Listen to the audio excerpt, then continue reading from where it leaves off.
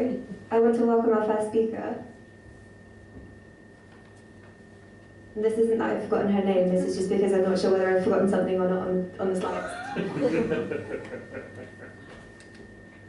No, great. Emma Osborne, she's our first speaker, thank you. Please welcome her up with a round of applause. Yes,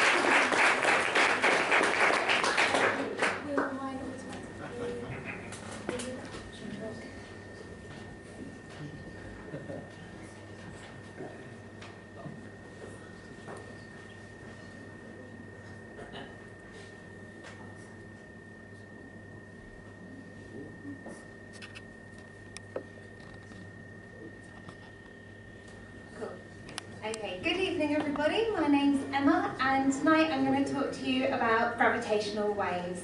I'm going to introduce the topic and it's going to be quite a quick overview of the topic, but it's going to be what gravitational waves are, how they're made, how they're detected and what's been discovered so far. I think I'd like to walk around if that's alright. Cool, so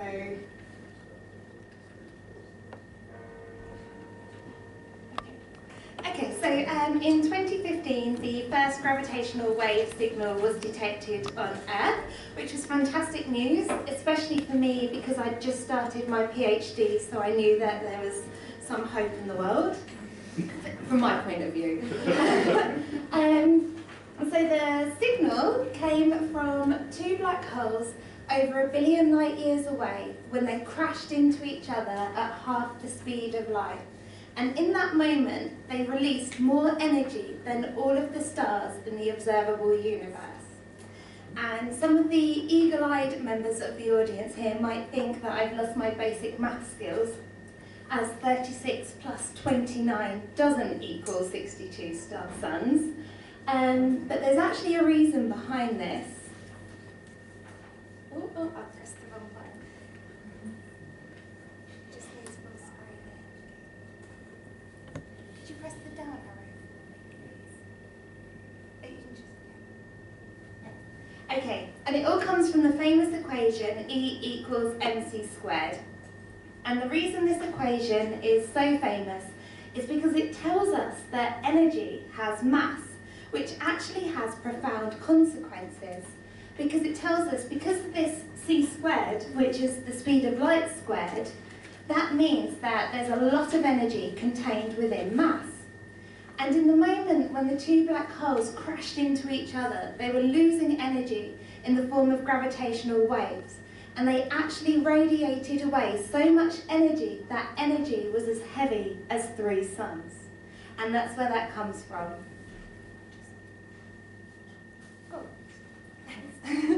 So before we go into the nitty-gritty of what gravitational waves are, we need to start at the beginning and understand what gravity is. At school, we're all taught Newton's idea of gravity, the idea that two objects that have mass will be attracted towards each other. And the strength of that attraction depends on how heavy the objects are and the distance between them. And Newton's idea was fantastic, it explained a lot of things, but over time it became clear it couldn't quite explain everything that was being observed. And then a few hundred years later, Albert Einstein came along, and he revolutionised the way that we think about gravity today. And he said that gravity isn't necessarily a force, but rather it's the geometry of space-time. And space-time itself is curved. So what this means is that if you have an object that has mass, like you or me, we actually bend space-time because space-time can be stretched. And the heavier something is, the more curved space-time becomes. And this is analogous to putting a bowling ball on a trampoline. So the heavier it is, the more it stretches the material. So the steeper the curve, that curve is what we experience as gravity. And this is an animation that depicts that. And also, if you were to use the trampoline, you could have, say, marbles and push it round, and they would actually orbit around the central heavier object. And this is lovely, and it's a really good description of Einstein's view of gravity. But this is a two-dimensional depiction, and we live in a three-dimensional universe. So really, it's a little bit more like this. And I really like this animation because it shows where the stretching's happening. It's kind of drawing the space towards it, which is what we are familiar with like gravity being attractive. So yeah. So what are gravitational waves? Well, just like you and I, nothing in the universe stays still. It all moves around. So if you imagine these deformations on a trampoline, as things move around, sometimes those deformations are going to overlap. And when they do, ripples form, just like ripples in a pond, but these travel outwards at the speed of light, stretching and squeezing both space and time. And in this animation, it's showing what the gravitational waves might look like. And it looks as if all the white dots are moving, but they're not. They are still. It's the distance between each dot that is changing. So if you measured the distance between you and me, and then a gravitational wave passed through, without me moving and you staying seated where you are, if we measure the distance as the gravitational wave passes through, that distance would increase and decrease. And that's what's happening. It's the stretching and squeezing of space and time. So what do they look like? Kind of like this. I spent quite a while just staring at this just to really try and take on board what's going on. And you've got your classical wave shape that you'd get in water, which is like this up, down. But it's created by these hoops. And if you watch the hoop, it will go from circular to elliptical, being stretched, and then being squashed again to circular, and then out again. And then with that motion, you can see that the peak of the wave actually propagates through. And that's how the gravitational wave will pass through and travel through space-time. So, we know what they are, but how do you make them? Well, to make gravitational waves, all you have to do is wiggle a little bit of mass. Because all you need is a bit of mass, asymmetry, and acceleration. And by that definition, that means that every time you move, you make gravitational waves. So why don't we just detect the gravitational waves that we produce? Well, the problem is gravity is weak, but also space-time is really, really stiff, so it's quite hard to stretch. So the combination of the two means that the gravitational waves that we create are way too small to possibly be detected. So to overcome this, we look for the strongest gravitational wave machines in the universe, which happen to be some of the most compact objects in the universe, and they are black holes. So here I've got a short video of two black holes that are orbiting each other, and as they orbit each other, they're kind of like stirring up space-time. And they're losing energy in the form of gravitational waves, which causes them to spiral inwards towards each other till they crash.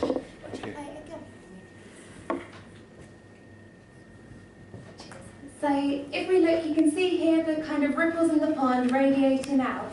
But if you notice, as soon as they collide, the gravitational waves stop being produced. And that's because black holes are the most symmetrical objects we know of in the universe. So they won't produce gravitational waves on their own. You need two to create some form of asymmetry. Yeah. So, how do we detect them? Well, I said that they were pretty small when we make them. But to give you an idea of how small the gravitational waves are, the gravitational wave signal that was detected from the two black holes when they crashed into each other on the 14th of September in 2015, the distance that was being measured was 10 to the minus 21 meters, which is 1,000th of a width of a proton. And I don't know, these are numbers that people use, but I find them a little bit hard to grasp. So me and Niels came up with another way of communicating this. And so we've all had hair at some point in our lives. So if you take the thickness of a human hair, you cut it up into 1 million pieces. Take one of those pieces, cut it up into 1 million more. Take one of those pieces, cut it up 1 million more times, and one of those pieces is the distance that was being measured. So how on earth do you do it? Because Einstein himself, who predicted the existence of gravitational waves, thought they would be impossible to detect. Well, the answer is with laser beams. So in America, they have laser light that's split into two by a beam splitter, and the rulers are in an L shape, and the light travels down both of the arms, hits the mirrors at the ends, and is reflected back, recombined, and then projected onto a detector. And the reason they use one laser beam and separate it and recombine it is because all of the light will be in phase, so all the peaks and troughs line up. And then when they travel down the length of the arms and it's recombined, they know how long the arms are and know what the pattern would be. But as the gravitational wave passes through, the length of the arms changes. So you get this change in the lining up of the peaks and troughs of the wave. And that creates a pattern on the detector screen, which then feeds the signal through into the computers, and they know that a gravitational wave has been detected. Cool. So here's a picture of one of the detectors in America. This is in Hanford. There are two. There's one in Livingston as well. And the arms of these detectors are 4 kilometres long. And because they're so long, they actually have to take into account the curvature of the Earth. So I'm afraid if you're a flat Earthist, then it's just not. You have to consider these things. But yeah, so they're 4 kilometres, and that would take you about an hour to walk to the end of one of the arms, and of course you've got to come back. The reason they're so long is if you've got more space, then there's more space to be stretched and squeezed, which makes it easier to detect the gravitational waves, because you're measuring the difference between the two. If one arm is stretched, one is squeezed, it's the difference you're measuring. Yeah, so there's two in America, but really we need a network of gravitational wave detectors, and that's currently what's happening. So the image that we just had is this top one, and there's another one in Livingston. There's two in Europe, one in Germany, one in Italy. There's one under construction in Japan, which is Kagra, and one that's being planned to be built in India. And there's a lot of benefits of having more than one gravitational wave telescope. The good news of having at least two, which was what was operational for the first detection, is that you rule out coincidence, because I'm sure you can imagine trying to measure something so small, a lot of things become a problem, whether it's the footsteps of people at the detectors, whether it's cars driving on a distant road, or even the waves lapping the shore of America. These all can come up in the detectors. But what they do know is the distance between each of the detectors. So when a gravitational wave comes in, it will hit one detector, and then 2 milliseconds later it will hit the other one, because gravitational waves travel at the speed of light. And with that they can determine whether it came from the southern hemisphere or the northern hemisphere, depending which detector gets hit by the signal first. Which is great, but you know, the sky's pretty big, the universe is massive. So really we need 3 detectors as a minimum for triangulation to try and work out where in the sky the signal has come from. But the more detectors you have to build a network, the more easier it is to pinpoint, locate where in the sky the signal came from.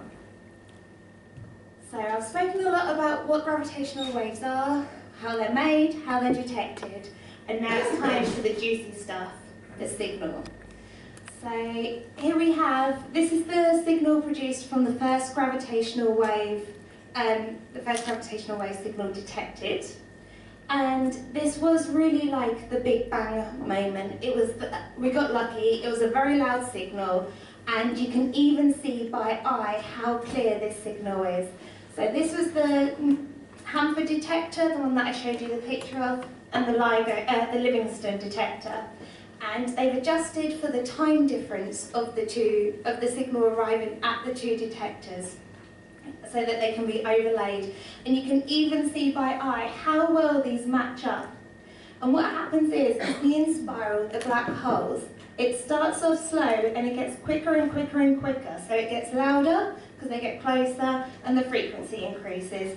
And it's around this big spike where they actually crash into each other, and then the black hole kind of stabilizes and the signal drops off. And that's really quite incredible. That was more than anybody could have hoped for, which is quite exciting.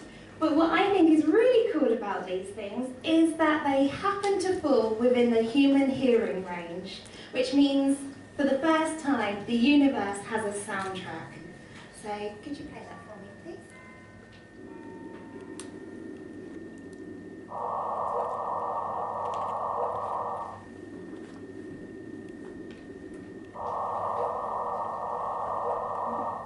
Did everyone hear that okay?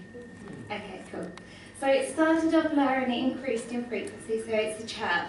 And it's just a whoop, which I just think is really cool, and I wanted to include that. What's next? Oh yeah. Oh, spoiler. So what have we detected since then? More black holes colliding, which is fantastic. There's been quite a few things that have been learned, such as black holes like crashing into each other. But more importantly, a new type of black hole was discovered. So before the gravitational wave detectors came online, it was well known that there was stellar mass black holes, which are ones that are a few times heavier than the sun, born in supernova explosions. And also there are supermassive black holes, which are millions to billions of times heavier than the sun, and they can be found at the centre of galaxies, and there's even one at the centre of the Milky Way. But no one had seen anything in between. Like, I think people expected it, that they did exist, but black holes are pretty hard to find. But yeah, so they found these ones, and they're all around this kind of 30 times heavier than the sun, and then they crash into each other to make one about 60 to 70 times heavier, depending. So that was new science. And in August of last year, there was a really exciting discovery because two neutron stars crashed into each other, and the gravitational wave signal from that was detected. And neutron stars are something that aren't as popularised as much as black holes, but in my opinion, and it's totally not biased because my research is on this, they are way more interesting than black holes. And the reason is they are made out of stuff. We can see them. It's not some weird, unusual concept that we can't fathom. It's actual stuff, which is great. So to give you a brief overview, Niels is going to talk about this in a lot more detail, but a neutron star is essentially 1.5 suns crashed into the size of Southampton.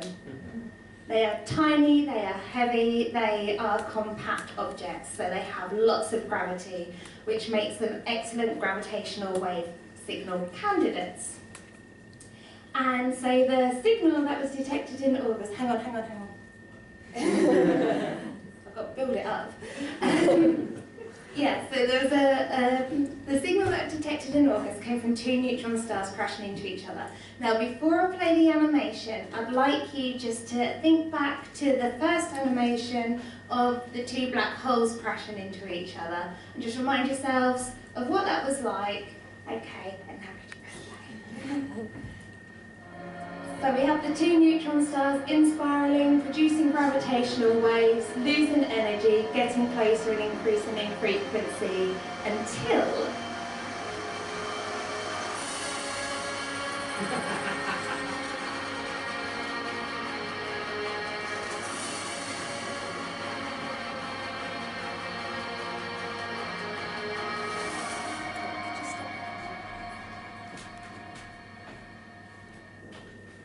So that was quite different. I think you'll agree. And this was really quite an exceptional one again. Scientists got really lucky. One reason they got lucky is they were able to pinpoint where in the sky the signal came from. There was 3 detectors on light, and they still, just like we do with our eyes, detectors have blind spots. And it just so happens that this signal fell in the blind spot of the Italian-based detector, which meant we knew exactly in the sky where it came from, within good reason. And so the electromagnetic telescope people, the light telescopes, were contacted and asked to have a look to see if they could see anything. And they did. They saw gamma rays, because in the moment after the neutron stars crashed into each other, a fireball of gamma rays was released. Then, about 8 hours later, there was a kilonova explosion. So if you've heard of a supernova, it's a really, really tiny supernova, just an explosion in space. And that was seen, and when the light was investigated in more detail, certain elements were found that before had never been explained as to where they'd been created. So elements from hydrogen up to iron, including oxygen and carbon, are all created in stars like our sun. But when the stars get to iron, they stop burning and start to die. So anything in the periodic table that's heavier than iron, nobody knew where it came from. But they found gold, literally gold, in the neutron star collisions. So the jewellery you're wearing may well have come from one of these collisions, which is quite exciting, I think. So it's helped to solve some of the mysteries, and we've now entered the era. Yeah, you're in charge. Who's put out their hand? Okay. Over here as well. Oh, yeah, I do. Yeah.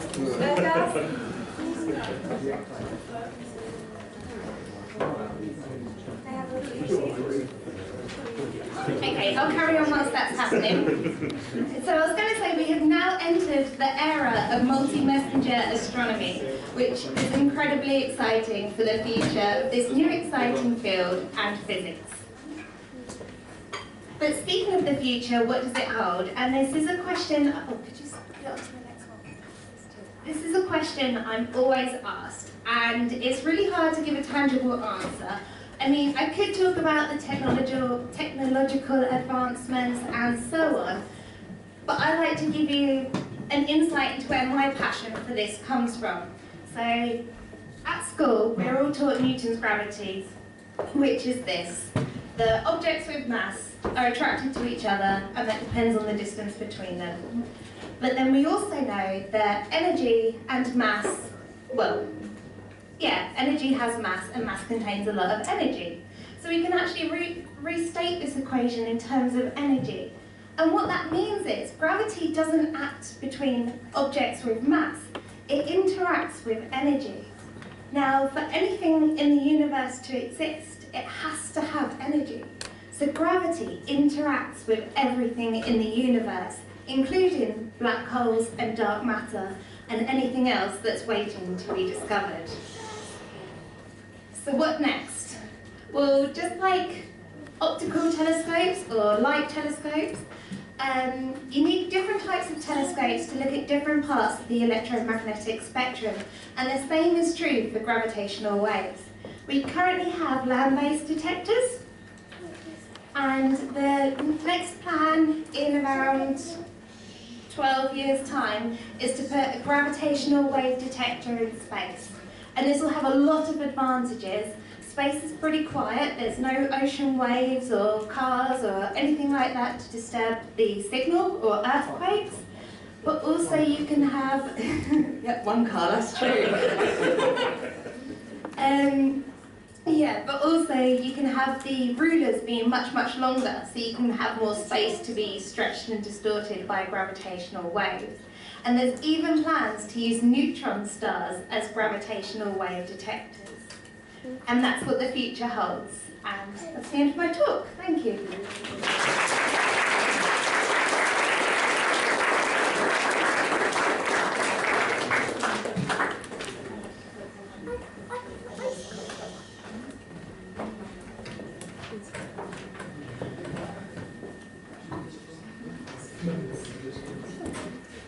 Right, so our host is missing at the moment.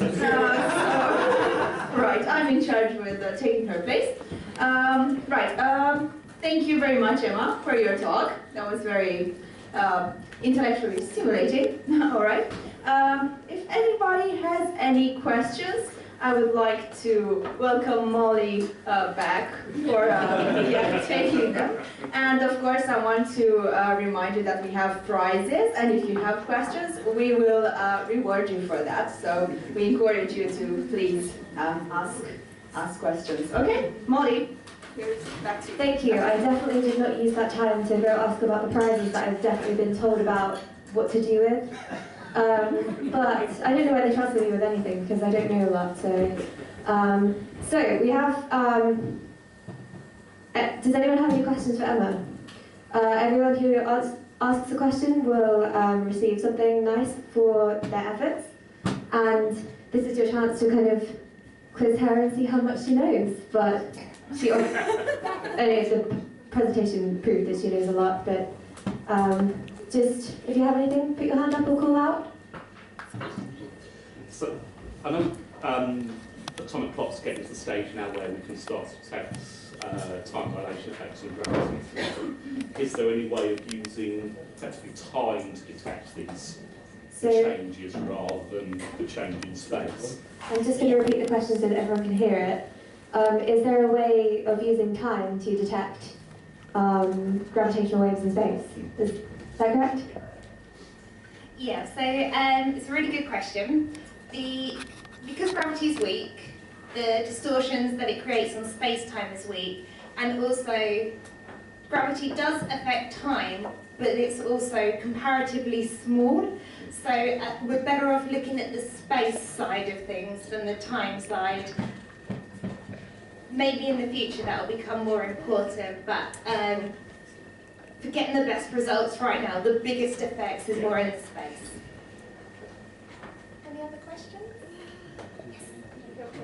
Two small questions.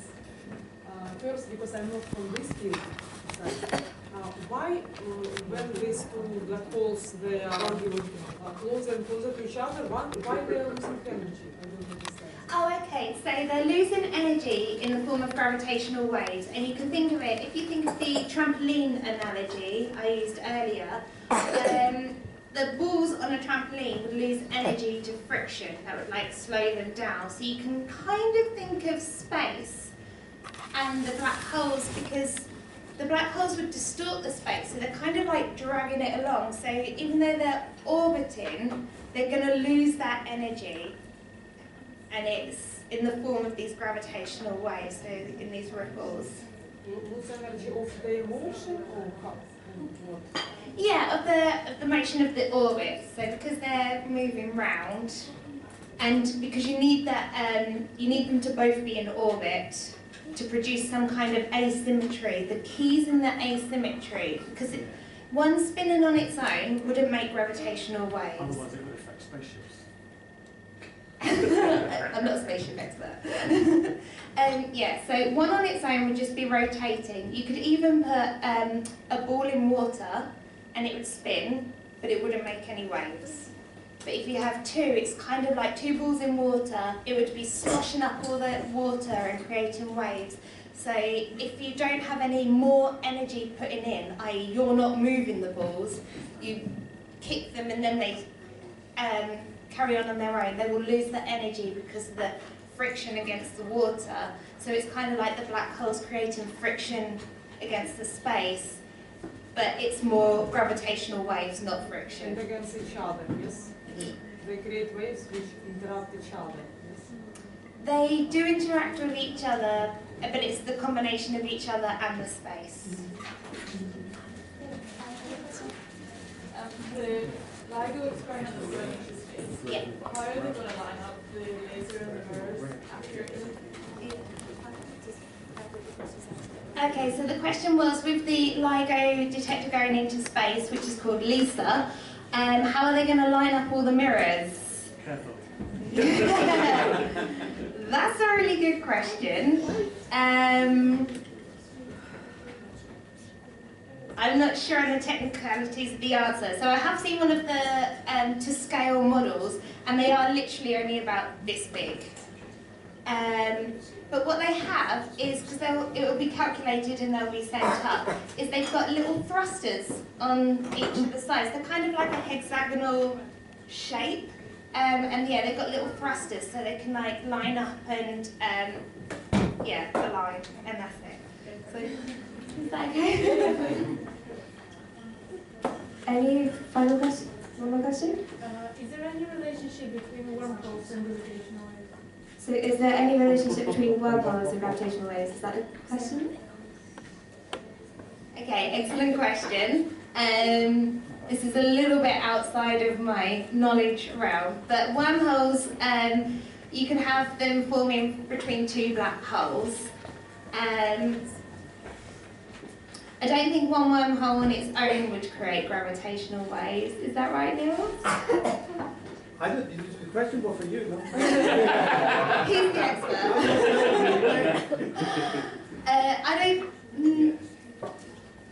I don't think so, because I don't think a wormhole on its own would, because it would still require some form of asymmetry, but the gravity is so strong there wouldn't be asymmetry. But that's not to say just before the wormhole forms, if it's kind of like two black holes joining up, it might be gravitational waves before they join, but once they join, I don't think so.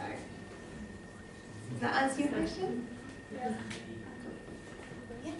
So if you have any more questions, please remember them. You're welcome to write them down on the back of your bingo sheet, because they'll be relevant for Niels and Mike also. I think we're just going to give Emma a bit of a break because she's done a really good job. Make sure you follow her on social media if you're interested, and we're going to have a break now, so you're welcome to ask any questions you have in person now. So yeah, thank you everyone. We're going to come back in about